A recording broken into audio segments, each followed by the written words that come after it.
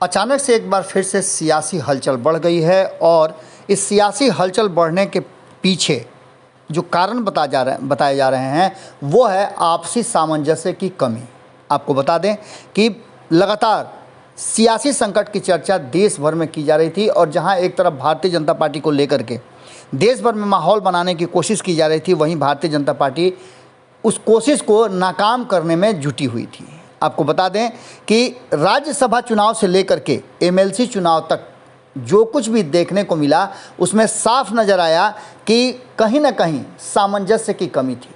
और अब जबकि बिहार से लेकर के इस पूरे देश भर में अलग अलग राज्यों में चर्चा तेज़ थी राष्ट्रपति चुनाव को लेकर के, वहीं सरकार रहेगी या जाएगी इस बात की भी ज़बरदस्त चर्चा थी। इस चर्चा में कहा यह जा रहा था कि आखिर कैसे बहुमत जुटेगा और बहुमत के आंकड़े रहने के बाद अगर एमएलसी चुनाव में 113 सीट वाले को 123 वोट मिल जाते हैं तो ऐसी स्थिति में साफ तरीके से कहीं ना कहीं बिखराव हो चुका है, ये बातें साबित हो रही है।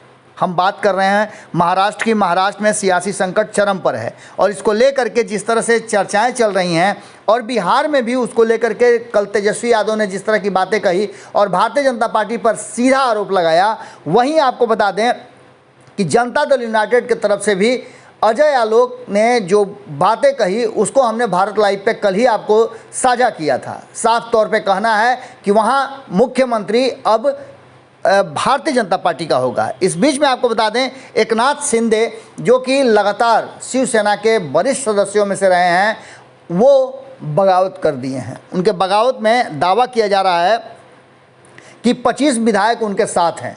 हालांकि ये आंकड़ा काफ़ी नहीं है जिससे कि शिवसेना की सरकार को गिराया जा सके, लेकिन इन सब के बीच में जो चीज़ें सामने आ रही हैं उसमें स्पष्ट तरीके से अब उद्धव ठाकरे भी सीधे सामना करने के मूड में आ गए हैं। पहले तो उद्धव ठाकरे ने पेशकश किया था कि यदि एकनाथ शिंदे को चाहिए तो वो इस्तीफा देने के लिए तैयार हैं, वो जैसे चाहें वैसे सरकार चला सकते हैं।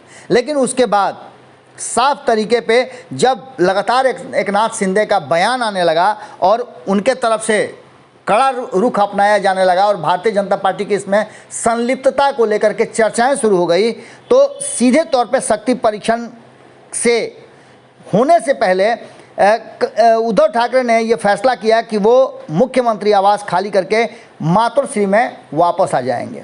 इसके बाद अब नई कहानी शुरू हो गई है कि कहीं ना कहीं महाराष्ट्र में संकट में घिरे उद्धव ठाकरे ने साफ तरीके से कहा है कि वो इस्तीफा अब नहीं देंगे, वो विधानसभा में बहुमत साबित करेंगे।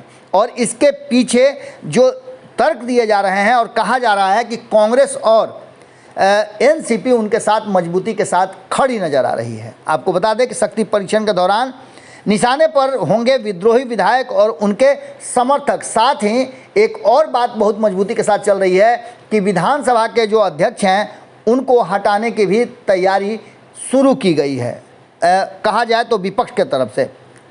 वहीं इन सब बातों को लेकर के जिस तरह का मिजाज देखा जा रहा है महाराष्ट्र में, उसने साफ कर दिया है कि आने वाला समय महाराष्ट्र ही नहीं बिहार में भी कुछ बड़ा खेल दिखाएगा, क्योंकि महाराष्ट्र तो सिर्फ झांकी है, अभी बिहार में बहुत कुछ होना बाकी है, ऐसा विपक्ष लगातार कह रहा है। अब देखने वाली बात ये होगी कि क्या नीतीश कुमार और भारतीय जनता पार्टी में इतनी तल्खियों के बाद भी अगर नज़दीकी बढ़ रही है तो क्या उसके पीछे महाराष्ट्र संकट है। हमने खबरों में आपको बताया था कि महाराष्ट्र संकट को लेकर के जब हमने बिहार के मुद्दे पर सवाल पूछे थे तो जदयू के नेताओं ने जो जवाब दिया था वो भी आपके सामने है। विजेंद्र यादव ने साफ तरीके से कहा था कि दोनों राज्यों की स्थितियां अलग अलग हैं और दोनों के जो स्तर हैं वो भी अलग अलग हैं, राजनीति के अलग अलग मायने भी होते हैं। लेकिन इन सब के बीच में कहीं ना कहीं अब काउंटडाउन जहां एक तरफ महाराष्ट्र का शुरू हो चुका है, वहीं बिहार में भी चर्चा तेज हो गई है। अगर ये वीडियो पसंद आई और वह बिहार के राजनीति और बिहारियत से सरोकार रखेनी तो सब्सक्राइब बटन दबा के चैनल के सब्सक्राइब कर ली। ओजे एगो घंटी बा, ओकरा बटन दबा देला से कुल सटीक और मारक खबर रुआ मुफ्त में मिल जाई। अगर रुआ पत्रकारिता के हमनी के नया प्रयोग में सहयोग कर चाहतानी तो ज्वाइन बटन दबा दी। पेटीएम नंबर नोट कर ली 9386816700। धन्यवाद।